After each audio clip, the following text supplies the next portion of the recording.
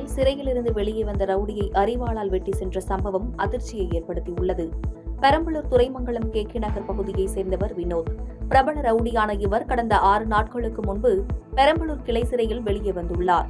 இந்நிலையில் இரவு 7 மணியளவில் எலப்பலூர் சாலையில் உள்ள பிரபல தனியார் உணவகம் அருகில் ரவுடி வினோத்தை 2 நபர்கள் விரட்டி தலை, இடது கை, வலது கால் உள்ளிட்ட பகுதிகளில் வெட்டிவிட்டு அங்கிருந்து தப்பி சென்றுள்ளனர். இதனை கண்ட அருகில் இருந்தவர்கள் ஓடி வந்து பெரம்பலூர் நகர போலீசாருக்கு தகவல் கொடுத்து போலீசாரின் உதவியுடன் வினோத்தை அரசு மருத்துவமனைக்கு அனுப்பி வைத்தனர். போலீசாரின் முதற்கட்ட விசாரணையில் முன்விரோதம் காரணமாக பிரித்திகைவாசன் மற்றும் சரவணன் என்ற இருவர்தான் தன்னை வெட்டியதாக ரவுடி வினோத் வாக்குமூலம் கொடுத்துள்ளார். இதனையடுத்து தப்பிச் சென்ற இருவரையும் பெரம்பலூர் போலீசார் தீவிரமாக தேடி வருகின்றனர். காரைக்கால் பார்வதீஸ்வரன் கோவில் நில மோசடி சம்பந்தமாக காங்கிரஸ் கட்சி நீதிமன்றத்தை நாடும் என புதுச்சேரி முன்னாள் முதலமைச்சர் நாராயணசாமி காரைக்காலில் பேட்டியளித்துள்ளார்.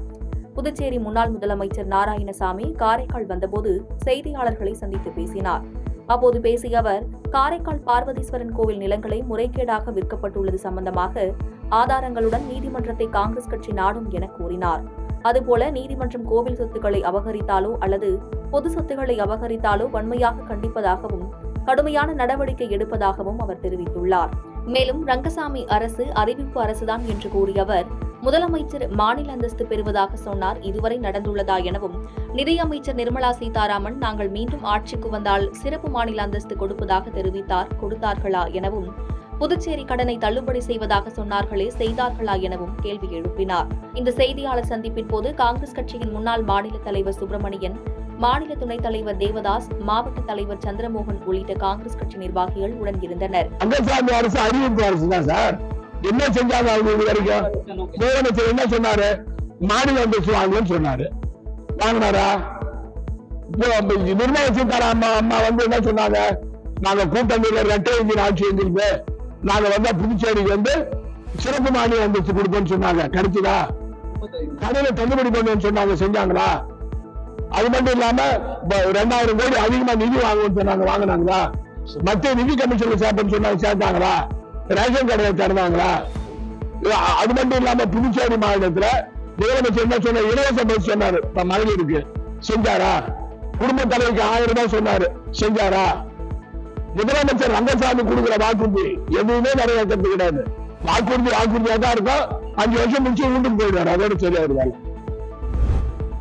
செங்கல்பட்டு மாவட்டத்தில் தனிமையில் இருந்த மூதாட்டியை கொலை செய்து மூதாட்டி அணிந்திருந்த நகைகளை பறித்து சென்ற சம்பவம் அதிர்ச்சியை ஏற்படுத்தியுள்ளது. செங்கல்பட்டு மாவட்டம் நல்லாத்தூர் ஊராட்சிக்கு உட்பட்ட பொம்மராஜபுரம் பெரியபாளையத்தம்மன் தெருவில் கன்னியம்மாள் என்பவர் வசித்து வந்துள்ளார். இவரது கணவர் உயிரிழந்த நிலையில் மூதாட்டி பொம்மராஜபுரம் பகுதியில் சிறிய அளவில் இட்லி கடை வைத்து வியாபாரம் செய்து வந்துள்ளார். இந்நிலையில் நேற்று மதியம் 2 மணியளவில் சாப்பிடுவதாக வீட்டிற்கு சென்ற மூதாட்டி இரவு 9 மணி வரை கதவை திறக்காமல் மின்விளக்கும் போடாமல் இருப்பதை கண்ட அக்கம் பக்கத்தினர் பாட்டியின் தொலைபேசிக்கு தொடர்பு கொண்டுள்ளனர். தொலைபேசியை எடுக்காத நிலையில் பாட்டியின் பேரனுக்கு தொலைபேசி மூலம் தொடர்பு கொண்டு பாட்டி அங்கே வந்துள்ளார்களா என்று கேட்டதற்கு இல்லை என்று பேரன் கூறியுள்ளார். இதனால் சந்தேகமடைந்து கதவை திறந்து உள்ளே சென்று பார்த்த அக்கம் பக்கத்தினர் மூதாட்டி கழுத்தில் காயத்துடன் ரத்த வெள்ளத்தில் இறந்து கிடந்ததை கண்டு அதிர்ச்சியடைந்துள்ளனர். இதுகுறித்து சதுரங்கப்பட்டினம் காவல்துறையினருக்கு தகவல் தெரிவிக்கப்பட்டு விரைந்து வந்த காவல்துறையினர் மோப்ப நாய்கள் மற்றும் கைரேகை நிபுணர்களை வரவழைத்து தடயங்களை கைப்பற்றி விசாரணை மேற்கொண்டனர். முதற்கட்ட விசாரணையில் பாட்டியை கழுத்தை அறுத்து கொலை செய்துவிட்டு அணிந்திருந்த 2 சவரன் நகைகளை பறித்து சென்றுள்ளனர் என்பது தெரியவந்துள்ளது. இச்சம்பவம் அப்பகுதியில் பரபரப்பை ஏற்படுத்தியுள்ளது.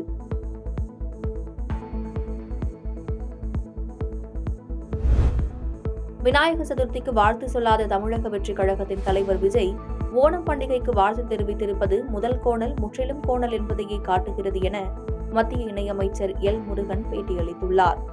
திருப்பூர் மாவட்டம் அவிநாசியை அடுத்த திருமுருகன் பூண்டியில் பிரதமர் நரேந்திர மோடியின் 74வது பிறந்த நாளை குறிக்கும் வகையில் 74 பேர் ரத்த தான முகாம் நடைபெற்றது.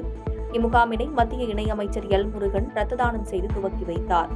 இதனைத் தொடர்ந்து செய்தியாளர்களை சந்தித்த அவர், விசிக திமுக இடையிலான பிரச்சினை வெளிநாடுகளில் இருந்து முதலீடுகள் எதிர்பார்த்த அளவுக்கு கிடைக்காததால் அதிலிருந்து மக்களை திசை திருப்ப திருமாவளவனும் முதல்வரும் நாடகம் நிகழ்த்துவதாக கூறினார். மேலும் விநாயகர் சதுர்த்திக்கு வாழ்த்து சொல்லாத தமிழக வெற்றிக் கழகத்தின் தலைவர் விஜய் ஓணம் பண்டிகைக்கு வாழ்த்து தெரிவித்திருப்பது முதல் கோணல் முற்றிலும் கோணல் என்பதையே காட்டுகிறது என கூறினார். கச்சா எண்ணெய் விலை வெகுவாக குறைந்த நிலையிலும் பெட்ரோல் டீசல் விலை இதுவரை குறைக்கப்படவில்லை என்ற கேள்விக்கு பதிலளித்த அவர், சர்வதேச நிலையை கருத்தில் கொண்டே பெட்ரோல் டீசல் விலையை தீர்மானிப்பர் என்று தெரிவித்தார். பிரதமர் திரு நரேந்திர மோடிஜி அவர்களுடைய 74வது பிறந்த தினம் என்று இந்த பிறந்த தினத்தில் இன்று தொடங்கி அக்டோபர் 2ஆம் தேதி வரலும் 2 வாரங்கள் முழுமையாக பாரதிய ஜனதா கட்சியின் சார்பில் சேவை வாரமாக கடைபிடிக்கிறது. அதனுடைய இன்றைக்கு முதல் நாளாக இரத்த தான முகாம்கள் மற்றும் மருத்துவ முகாம்களை இன்றைக்கு தமிழ்நாடு முழுவதும், இந்தியா முழுவதும் நடத்தி கொண்டிருக்கிறோம். அதில் ஒரு பகுதியில் இன்றைக்கு அவினாசியில நம்முடைய மருத்துவ பிரிவை சார்ந்த டாக்டர் அவர்களுடைய ஏற்பாட்டில் இன்றைக்கு இங்கு இரத்த தான முகாம் ஆனது நடந்து கொண்டிருக்கிறது. திருச்சியில் கோரிக்கைகளை நிறைவேற்றாவிட்டால் முதல்வர் வீடு முற்றுகையிடப்படும் என ஓய்வு பெற்ற பணியாளர்கள் பேரவை பொதுச் செயலாளர் பேட்டியளித்துள்ளார்.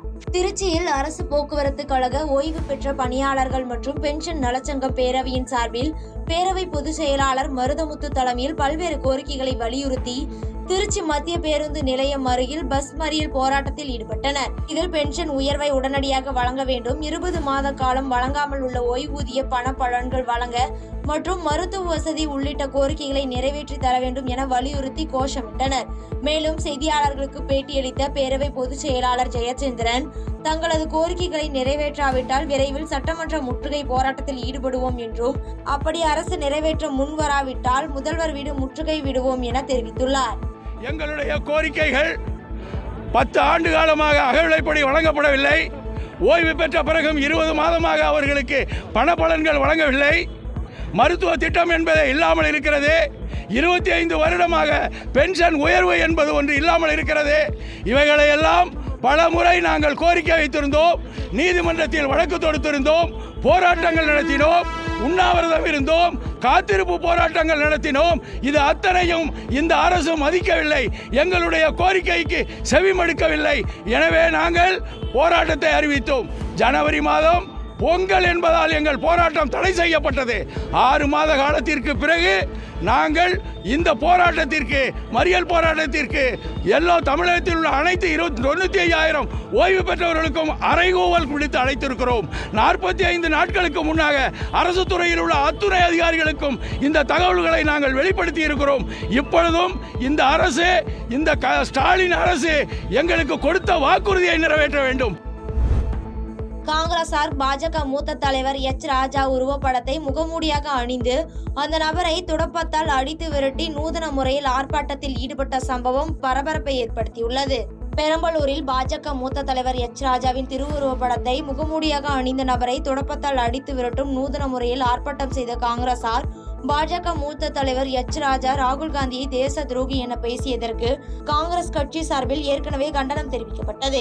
இந்த ஆர்ப்பாட்டத்தின் நிறைவில் பாஜக மூத்த தலைவரும் தேசிய செயலாளருமான எச் ராஜாவின் திருவுருவப் படத்தை முகமூடியாக அணிந்த நபரை காங்கிரஸ் கட்சியினர், மகளிர் அணி அமைப்பினர் துடப்பத்தால் அடித்து ஓட விரட்டி அடித்தனர். சுமார் 200 மீட்டர் தூரம் வரை ஓட விரட்டியடித்து தந்தை பெரியாரின் திருவுருவ சிலைக்கு முன்பாக விழ வைத்து தங்கள் எதிர்ப்பினை தெரிவித்தனர். மேலும் இச்சம்பவம் பெரும் பரபரப்பை ஏற்படுத்தியுள்ளது.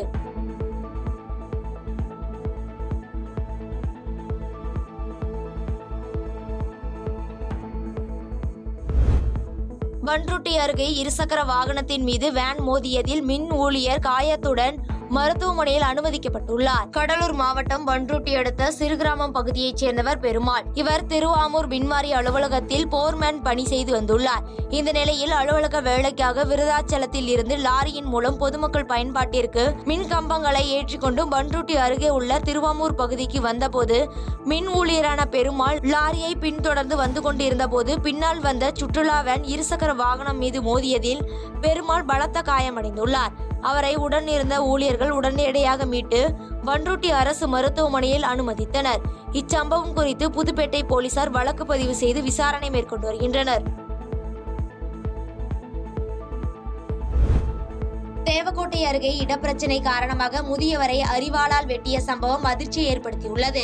சிவகங்கை மாவட்டம் தேவக்கோட்டை அருகே மருதவயல் கிராமத்தைச் சேர்ந்தவர் சுப்பிரமணியன் என்பவர் தேவக்கோட்டை ராம்நகர் 3வது வீதியில் வசித்து வருகிறார். இவருக்கும் அதே பகுதியைச் சேர்ந்த அந்தோணி பிச்சை என்பவருக்கும் நிலம் தொடர்பான பிரச்சனை நீடித்து வந்துள்ளது. இந்நிலையில் வீட்டின் முன்பு அடையாளம் தெரியாத மர்ம நபர்கள் பைக்கில் வந்து சுப்பிரமணியனை அரிவாளால் வலது கையில் வெட்டி சென்றுள்ளனர். இதில் படுகாயமடைந்த சுப்பிரமணியனுக்கு தேவக்கோட்டை அரசு மருத்துவமனையில் முதலுதவி சிகிச்சை அளிக்கப்பட்டு தீவிர சிகிச்சைக்கு சிவகங்கை மருத்துவக் கல்லூரிக்கு அனுப்பி வைக்கப்பட்டனர். இச்சம்பவம் குறித்து தேவக்கோட்டை டவுன் போலீசார் வழக்கு பதிந்து தலைமறைவானவர்களை தேடி வருகின்றனர். நெல்லை தச்சநல்லூர் வடக்கு புறவழி சாலையில் இருசக்கர வாகனத்தின் மீது டேங்கர் லாரி மோதிய விபத்தில் 4 பேர் பரிதாபமாக உயிரிழந்தனர். நெல்லை மாவட்டம் கங்கைகொண்டான் ராஜபதி பகுதியைச் சேர்ந்தவர் கண்ணன். இவர் தனது இருசக்கர வாகனத்தில் தனது 2 மகள்கள் மற்றும் அவரது மாமியார் ஆகிய இருவரையும் அழைத்துக் கொண்டு வண்ணாரப்பேட்டை நோக்கி வந்து கொண்டிருந்தார். தச்சநல்லூர் வடக்கு புறவழி சாலை உலகம்மன் கோவில் அருகே இருசக்கர வாகனம் வந்தபோது டேங்கர் லாரி இருசக்கர வாகனம் மீது மோதி விபத்துக்குள்ளானது. இதில் இருசக்கர வாகனத்தில் வந்த 4 பேரும் தூக்கி வீசப்பட்டு சம்பவ இடத்திலேயே பரிதாபமாக உயிரிழந்தனர். இதையடுத்து தகவல் அறிந்து வந்த போலீசார் உடலை மீட்டு பரிசோதனைக்காக மருத்துவமனைக்கு அனுப்பி வைத்தனர். மதுரை தெற்கு மாசி வீதியில் அமைந்துள்ள யூனியன் பேங்க் ஆஃப் இந்தியா வங்கியில் இங்கிலாந்தில் உள்ள பல்கலைக்கழகத்தில் உயர்கல்வி பயில செல்லும் மாணவி சுஷ்மிதாவிற்கு எந்தவித பிணையும் இல்லாமல் ரூபாய் 40 லட்சம் கல்விக் கடன் வழங்கினர். இந்த விழாவில் மதுரை நாடாளுமன்ற உறுப்பினர் சூப்பா வெங்கடேசன் மற்றும் வங்கி அதிகாரிகள் ஆகியோர் மாணவிக்கு கல்விக் கடனை வழங்கினர். இதனைத் தொடர்ந்து செய்தியாளர்களை சந்தித்து பேசிய அவர், தந்தை பெரியார் மற்றும் பிரதமர் மோடி பிறந்த நாள் குறித்து பதிலளித்து பேசிய சு வெங்கடேசன், ஹீரோவை தான் பேசுவேன் என்றும் வில்லன்களை பேசுவது எனக்கு வேலை இல்லை என்றும் சூசகமாக பதிலளித்தார்.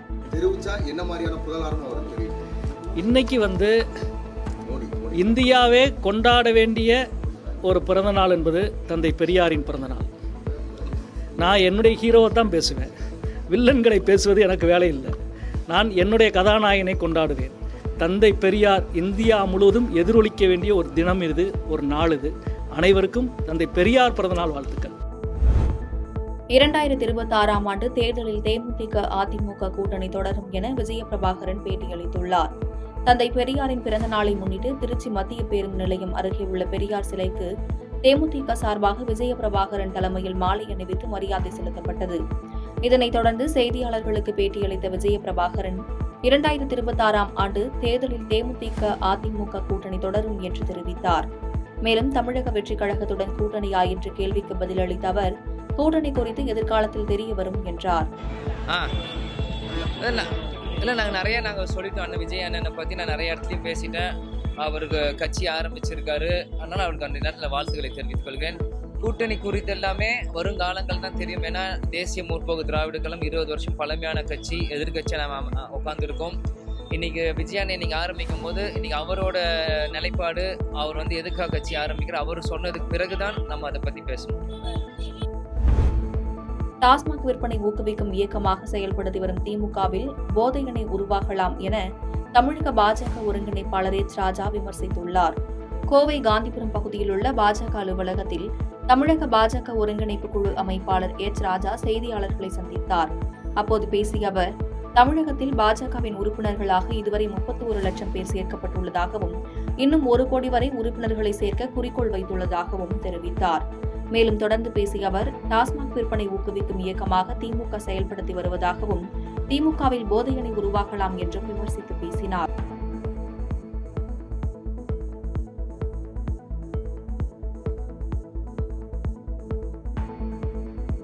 பாதகம் செய்பவரை கண்டால் நாம் பயங்கொள்ளலாகாது பாப்பா. மோதி மிதித்து விடு பாப்பா, அவர் முகத்தில் உமிழ்ந்து விடு பாப்பா.